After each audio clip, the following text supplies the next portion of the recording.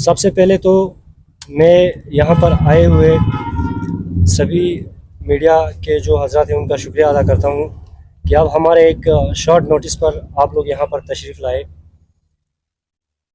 आज के हमारे जो प्रेस कॉन्फ्रेंस है वो लद्दाख के रिजर्वेशन पॉलिसी को लेकर है और द्रास के कुछ मसाइल को लेकर है, जिसमें जैसा कि आप जानते हैं जब से हम अलग यूटी बने हैं लद्दाख ने एक रिजर्वेशन पॉलिसी बनाई जिसमें एसटी को 45%, एससी को 1% और फिजिकल हैंडीकैप्स को 4% कोटा रखा गया था।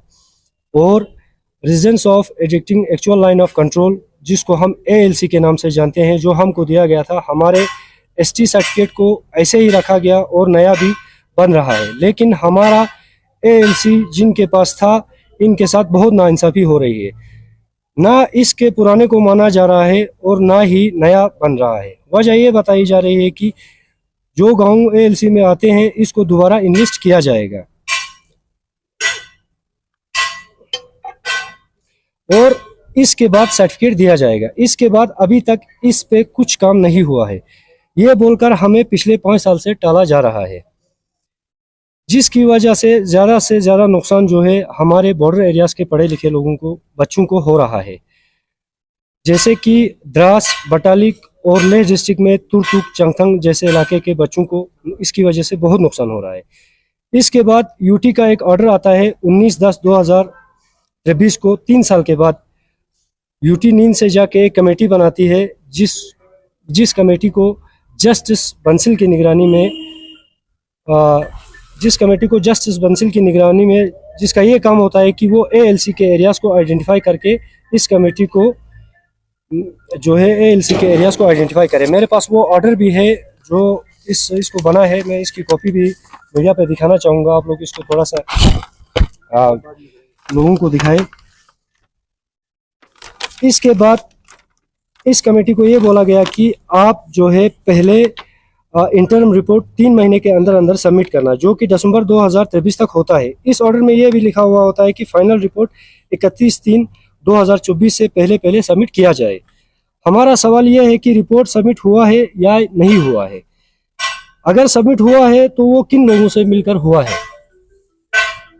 किन लोगों से मिलकर इस जो है रिपोर्ट को बनाया गया, क्योंकि हमारे जहाँ तक हमारी नॉलेज में है हमारे काउंसलर्स, हमारे बीडीसीज, हमारे सरपंच, किसी को भी इसका इल्म नहीं है। अगर रिपोर्ट सबमिट नहीं हो रही है तो इसकी क्या वजह है, क्यों नहीं हो रही है? कहीं इसके पीछे कोई साजिश तो नहीं है? द्रास और दिगर बॉर्डर के लोगों के साथ कोई बड़ी साजिश रची तो नहीं जा रही है? हमारा यूटी एडमिनिस्ट्रेशन से ये भी एक सवाल है, अभी तक जो भी पोस्ट निकले हैं, जैसे कि एसएससी के 700 पोस्ट निकले थे और डीएसएसआरबी के जो भी पोस्ट निकले थे, इसमें एएलसी का कोटा क्यों नहीं भरा गया? हमारे बच्चों के पास जो एएलसी सर्टिफिकेट था पहले, इसको क्यों नहीं माना गया? इसकी वजह बॉर्डर के बच्चे, जो बॉर्डर में बच्चे रहते हैं वो बहुत ही परेशानी में है, क्योंकि इनका हक जो है इनको नहीं मिल रहा है।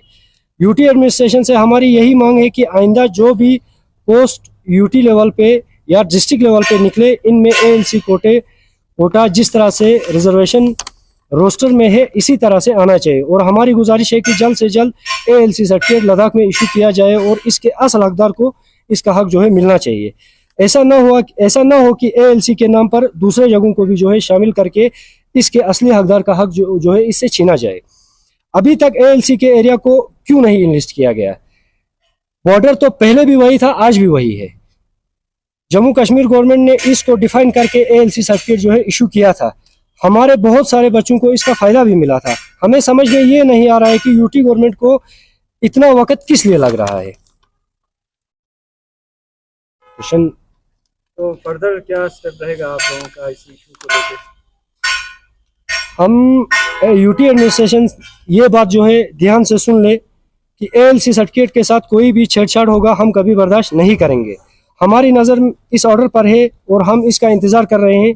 हम गुजारिश करते हैं कि जल्द से जल्द इस सर्टिफिकेट को इशू किया जाए और अगर हो सकता है तो आबादी को देखकर इसका कोटा जो है 4% से बढ़ाकर 6% या 8% किया जाए। जहां तक द्रास की बात है, 1999 की जंग की वजह से हमारे यहाँ एक जनरेशन पूरी तरह से खराब हो गई। लेह की तरह हमारे पास टूरिज्म भी नहीं है, पहाड़ों पर ट्रैकिंग कैंपेनिंग वगैरह का काम भी नहीं होता है।